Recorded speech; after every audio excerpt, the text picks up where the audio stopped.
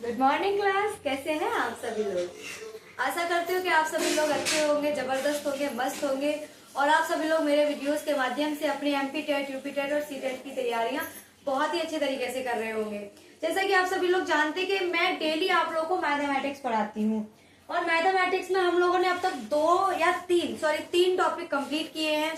सबसे पहला हमने डेसिमल कंप्लीट किया था, उसके बाद हमने फ्रैक्शन कंप्लीट किया था और उसके बाद में हमने बार कंप्लीट किया था।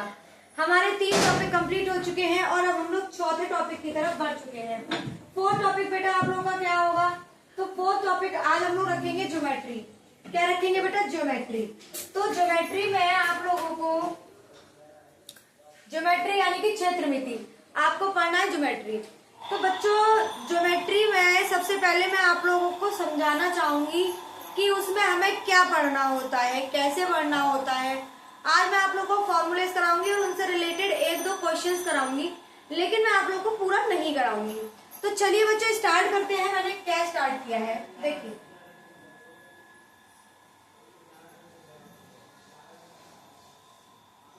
तो बेटा आज हम लोग कौन सा टॉपिक स्टार्ट कर रहे हैं? हम लोग आज स्टार्ट कर रहे हैं क्षेत्रमिति। तो क्षेत्रमिति स्टार्ट कर रहे हैं। आपका लेक्चर बेटा आपका 4 है आज का, मेंसुरेशन।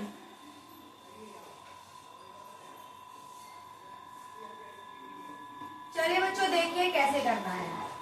सबसे पहले मैं आप लोगों को बता दूं कि मेंसुरेशन के UP TET, C TET, MP TET में इतने हाई फाई क्वेश्चन, मतलब इतने ज्यादा लेंथी क्वेश्चन या बहुत टफ सिलेबस नहीं आता है। इजी से क्वेश्चंस होंगे। किसी का एरिया पूछ लिया जाएगा, किसी का पैरामीटर पूछ लिया जाएगा, बस उससे ज्यादा कुछ नहीं है। या फिर किसी ट्राइंगल की 2 साइड देकर तीसरी साइड पूछ लेगा या फॉर्मूले पूछ लेगा। इसके अलावा आपसे कुछ नहीं पूछा जाएगा, यही आपसे पूछा जाएगा नॉर्मल सा। तो मैं इसी बेसिस पर आप लोगों की क्लास को रखूंगी। तो चलिए आइए स्टार्ट करते हैं कि क्षेत्रमिति क्या होती है। सबसे पहले बेटा मैं आपको बता दूं कि जो मेंसुरेशन होती है वो 2 प्रकार की होती है। एक होती है 2D और एक होती है 3D। क्या होती है बेटा? एक होती है 2D और एक होती है 3D। बेटा जो 2D होती है इसमें हम किन चीजों का अध्ययन करते हैं? तो देखिए बेटा, जैसे हमने लिख लिया आयत, रेक्टेंगल, हमने लिख लिया वर्ग, स्क्वायर, हमने लिख लिया ट्राइंगल यानी कि त्रिभुज, हमने कर लिया वृत्त यानी कि सर्किल, हमने कर लिया चतुर्भुज। बेटा ये सारी चीजें हम किस में पढ़ते हैं? ये सारी चीजें बेटा हम 2D में पढ़ेंगे। किस में पढ़ेंगे? 2D में पढ़ेंगे। बेटा मेरे साथ साथ आप लोग अपने सारे के सारे जो भी मैं लिखवा रही हूँ मेरे साथ साथ उतारते जाइए, जिससे कि आप लोगों को एक पैटर्न पता होगा, एक दिमाग में एक माइंड मैपिंग सेट होगा कि हमें कैसे कैसे हमको क्वेश्चंस करने हैं, कैसे कैसे आगे बढ़ना है। अब देखिए 3D में क्या आता है बेटा? 3D में आपका आता है बेटा बेलन, इसमें आएगा आपका शंकु, इसमें आएगा आपका घनाभ, घन। ये सारी चीजें आपकी क्या आएंगी बेटा 3D में। अच्छा मैं आप लोगों को बता दूं कि 2D में आने वाली चीजों को हम कैसे देख सकते हैं। बेटा आपने ये पेज देखा, ये जो पेज है ना, इसकी बेटा लंबाई है, चौड़ाई है। तो जो जिसमें लंबाई और चौड़ाई दी जाएगी वो बेटा आपका 2D होगा। क्या होगा? 2D। मान लीजिए आपने एक 20 मीटर स्क्वायर का प्लॉट खरीद लिया, तो उसकी लंबाई है और चौड़ाई है, लंबाई भी है और चौड़ाई भी है। तो जिसकी लंबाई भी होगी और चौड़ाई भी होगी वो बेटा आपका 2D होगा। क्या होगा? 2D होगा। अब जो आपने प्लॉट खरीदा है ये किसी भी शेप का हो सकता है, आयत, वर्ग, त्रिभुज, वृत्त और चतुर्भुज, किसी भी तरीके से ये आपका हो सकता है। वही मैं आप लोगों को बता दूं कि जो 3D होता है वो कैसा होता है। बेटा 3D में क्या होता है? आपने क्या किया, आपने एक कमरा किराए पे ले लिया। क्या ले लिया? कमरा किराए पे ले लिया। अब देखिए आप अक्सर देखिएगा जो कमरा होता है ना, कमरा, तो कमरा जो होता है बेटा उसकी आपने देखी होगी, एक तो चौड़ाई एक लंबाई होती है और एक मोटाई यानी कि ऊंचाई होती है। आप जब अपने कमरे में, मान लीजिए अभी इस वक्त आप किसी कमरे में बैठे हैं, तो आप देखिएगा कि उसमें एक तो चौड़ाई, एक लंबाई और एक ऊंचाई, यानी कि हमें मोटाई भी दे रखी होती है, लंबाई भी दे रखी होती है और हमें ऊंचाई भी, लेंथ, ब्रेथ और हाइट तीनों गिवन हो, वो 3D में आता है। किस में आएगा बेटा? वो 3D में आता है। आई होप आपको समझ में आ गया होगा कि 3D क्या होता है। देखिए बेटा, इसी तरीके से होता है कुछ, ये होता है आपका 3D फॉर्म। तो आप लोगों को बच्चों समझ में आ गया कि 3D और 2D में क्या क्या डिफरेंसेस हैं। तो चलिए आगे बढ़ते हैं इससे। मैं आप लोगों को एक एक करके बेटा बताती जाऊंगी और फॉर्मूले वाइज आपको क्वेश्चन कराऊंगी। चलिए स्टार्ट करते हैं। 2D में स्टार्ट करेंगे सबसे पहले, उसके बाद हम 3D पर आएंगे। तो देखिए बेटा, पहला उठाते हैं हम 2D में। पहला मैंने उठाया बेटा आपका रेक्टेंगल यानी कि आयत।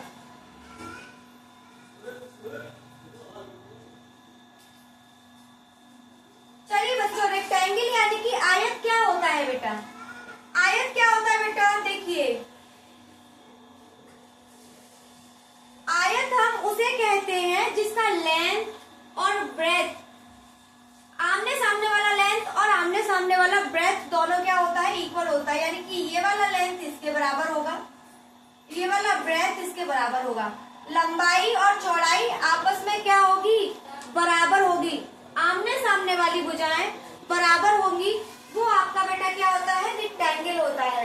तो चलिए रेक्टेंगल का एरिया यानी कि आपका लिखवा लेते हैं क्षेत्रफल। तो बेटा देखिए, इसका क्षेत्रफल क्या होता है?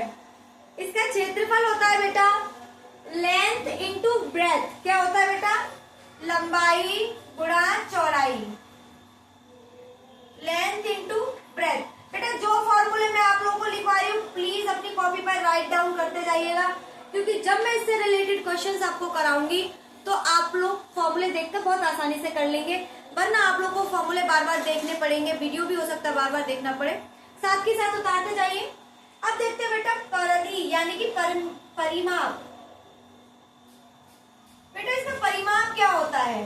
परिमाप को हम बेटा सरकमफेरेंस बोलते हैं या फिर पैरामीटर बोलते हैं। क्या बोलते हैं? परिमाप को हम बेटा पैरामीटर बोलते हैं। तो बेटा इसका जो परिमाप होता है वो होता है बेटा 2 लेंथ प्लस ब्रेथ। क्या होता है बेटा? 2 लेंथ प्लस ब्रेथ। चलिए उतार लीजिए आयत में। अब बस इसका एक फॉर्मूला और बाकी है, वो है बेटा आपका क्या? वो है बेटा आपका डायमीटर। डायमीटर का अभी मैं कराती हूँ, इसे राइट डाउन कीजिए। इसके बाद में नेक्स्ट देखते हैं। जब तक मैं अपने एक मार्कर में इंक डाल लेती हूँ।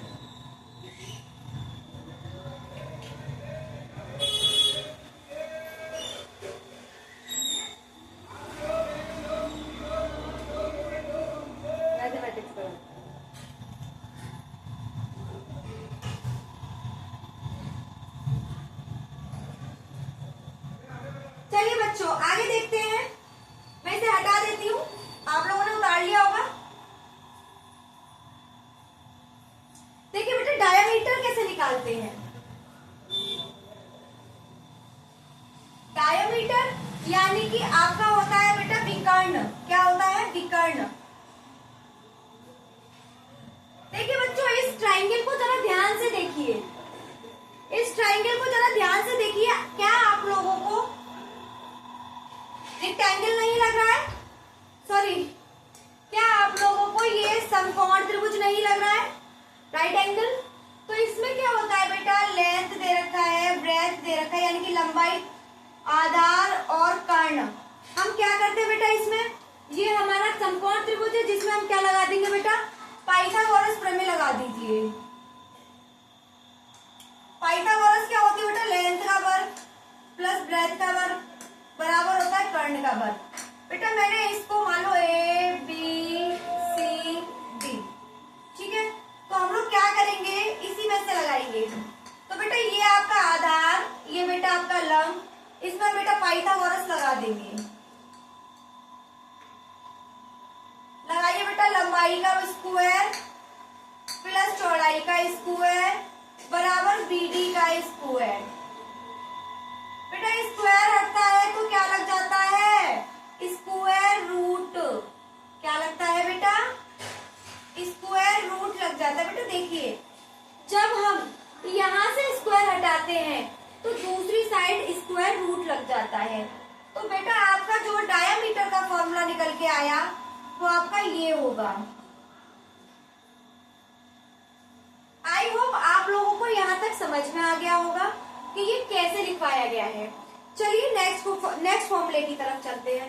आयत कर लिया हो तो अब बेटा वर्ग का लिख लेते हैं।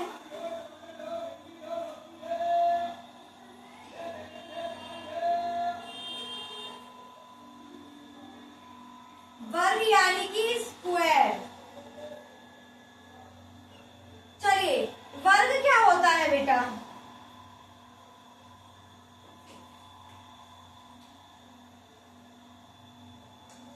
चलिए बेटा वर्ग क्या होता है, सबसे पहले हम आप लोगों को वर्ग बता देते हैं क्या होता है।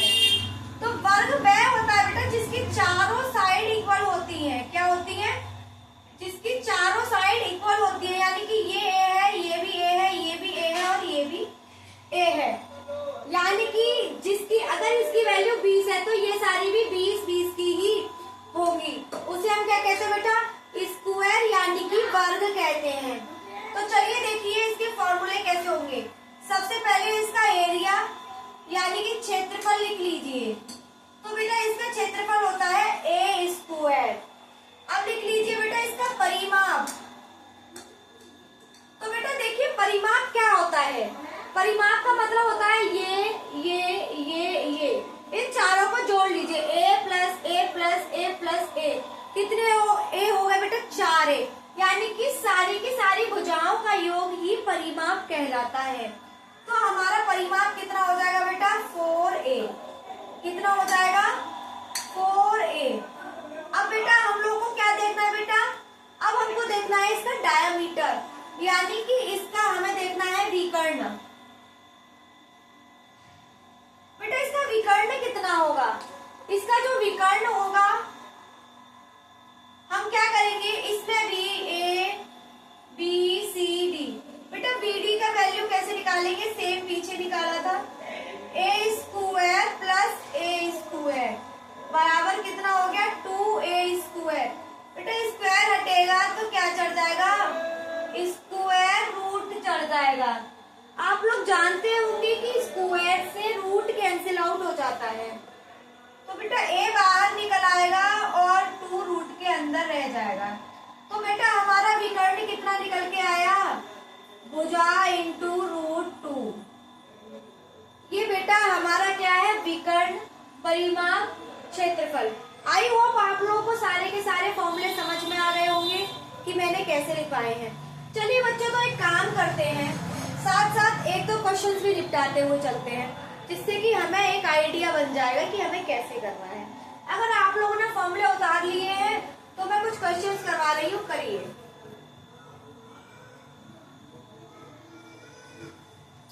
बेटा मैंने बोल दिया कि इसका एरिया निकालिए, जिसमें हमने a की वैल्यू 4 दे रखी है।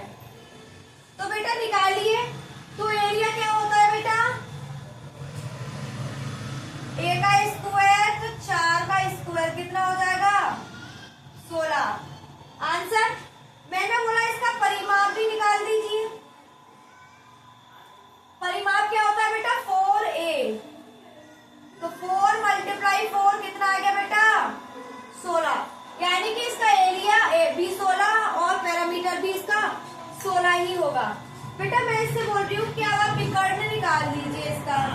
तो विकर्ण क्या होता है बेटा, a√2। a की वैल्यू है 4√2, यानी कि आपका विकर्ण कितना आ गया, 4√2। चलिए बच्चों इससे आगे बढ़ते हैं।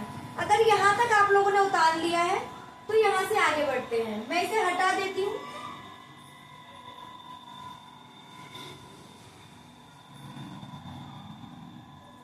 देखिए बच्चों, अब मैं आप लोगों को करा रही हूँ तीसरी शेप। आप इसे जानते होंगे ये क्या है।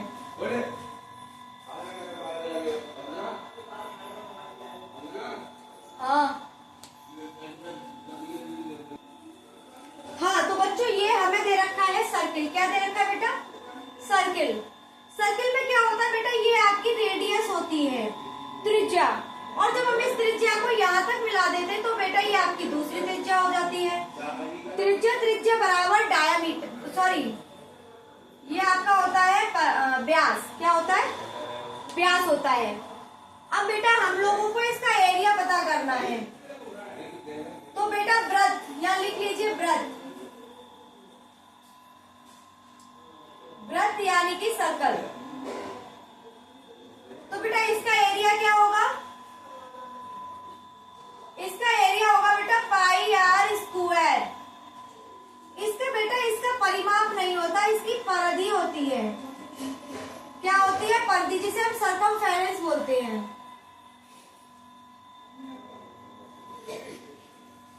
तो बेटा इसकी जो परिधि होती है, परिधि क्या होती है बेटा, ये होती है इसकी परिधि, ये क्या होती है, परिधि। तो बेटा इसकी परिधि हो जाएगी आपकी 2 पाई आर, क्या हो जाएगी 2 पाई आर। हमें सर्किल में सिर्फ दो ही फॉर्मूले याद करने हैं, एरिया पाई आर स्क्वायर, परिधि यानी कि सर्कमफेरेंस 2 पाई आर। अब हम बेटा दूसरा फॉर्मूला लिखने जा रहे हैं, अर्धवृत्त। इसके क्वेश्चन कल कराऊंगी मैं।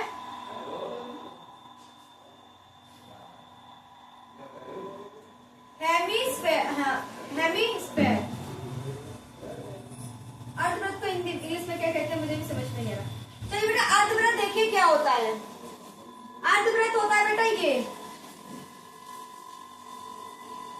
हेमी सर्किल होता है शायद। चलिए देखिए अर्धवृत्त, अर्धवृत्त में बेटा यहाँ पर टिक करेंगे और ये क्या होगी बेटी हमारी रेडियस, पूरा को लेंगे तो हमारा व्यास यानी कि डायमीटर हो जाएगा।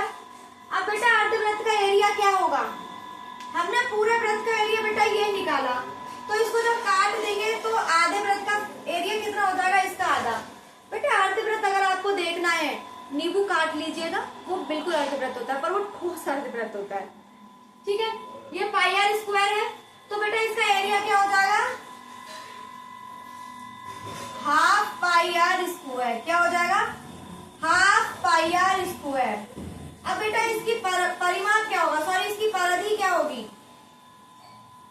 बेटा हमने इसकी परिधि पहले लिखी थी 2 पाई आर, क्यों, क्योंकि वो दो अर्धगोलों को जोड़ करके एक गोला बनाया गया था।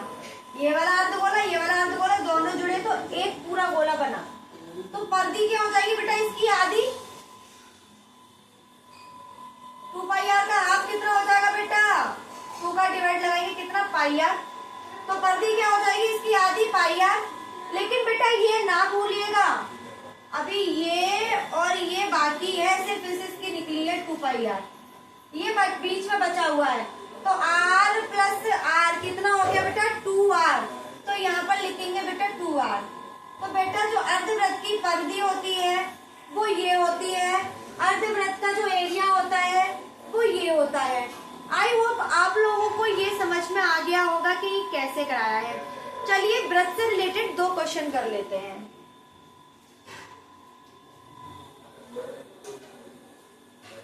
मान लो बेटा मैंने रेडियस दे रखी है 6, मैंने आपसे कहा एरिया बताइए और परिधि बताइए।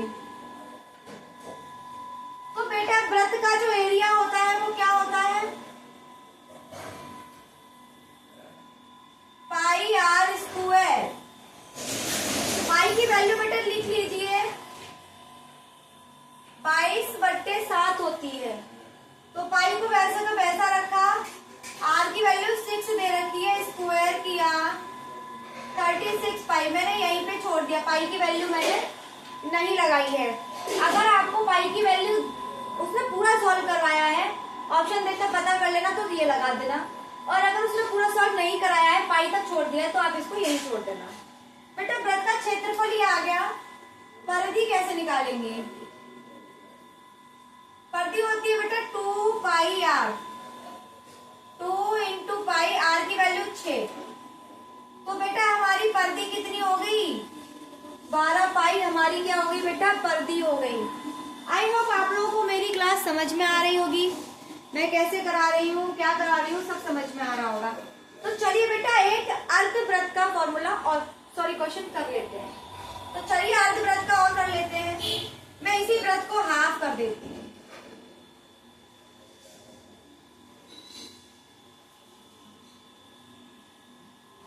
मान लो इसकी रेडियस जो है वो 8 दे रखी है। क्या दे रखी है? 8। और हमसे बोला है कि इसका क्षेत्रफल भी निकालिए, परिधि भी निकालिए।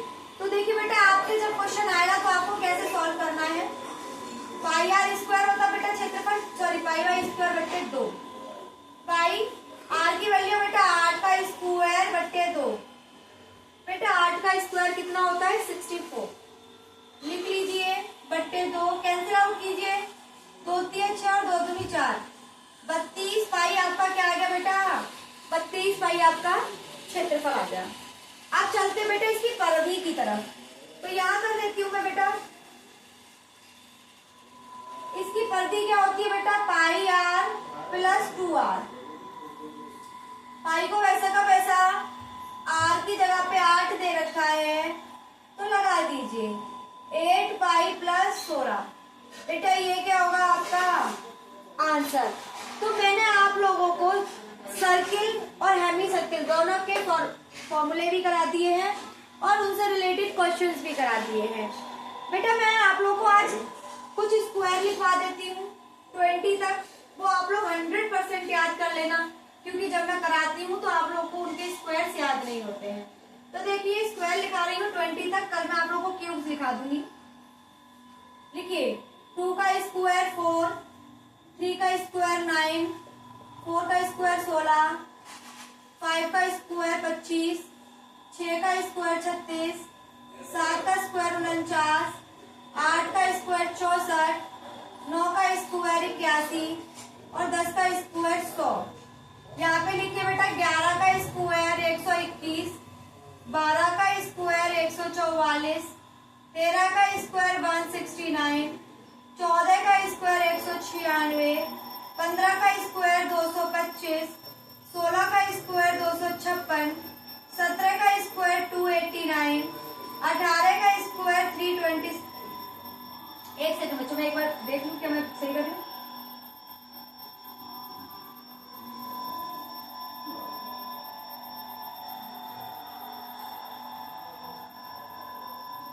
हाँ, 18 का स्क्वायर 324, 19 का स्क्वायर 361 और 20 का स्क्वायर होता है बेटा 400। बेटा ये आप लोगों के हो गए सारे के सारे स्क्वायर।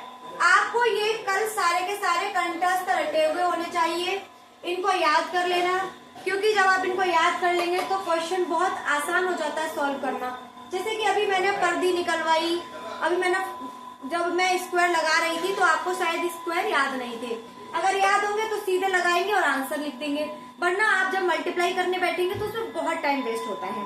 तो आज हम लोग क्लासेस यहीं तक रखेंगे, आगे के फॉर्मूले में आप लोगों को कल कराऊंगी। तो जैसा कि आप सभी लोग जानते हैं, आप लोग को अगर मेरी क्लास पसंद आ रही है तो लाइक शेयर सब्सक्राइब करना ना भूलें और अपने जैसे ही लोगों को जोड़ें जिनको बहुत ज्यादा नीड है, जिनको जरूरत है, प्लीज उन तक मेरी क्लास को पहुंचा दें। जो लोग पढ़ने के इच्छुक हैं, जो पढ़ना चाहते हैं, जिन्हें एमपीटेट सीटेट यूपीटेट तीनों क्वालिफाई करने हैं, तीनों में अच्छे से अच्छे मार्क्स लाने, तो प्लीज मुझे सब्सक्राइब कर लीजिए और मेरे साथ पढ़ना स्टार्ट कीजिए। मैं आपको गारंटी देती हूँ कि आपका 1 नंबर भी कम नहीं आएगा, आउट ऑफ आउट मार्क्स लेकर आएंगे आप सभी लोग। तो आप सभी का बहुत बहुत धन्यवाद मुझसे जुड़ने के लिए, शुक्रिया।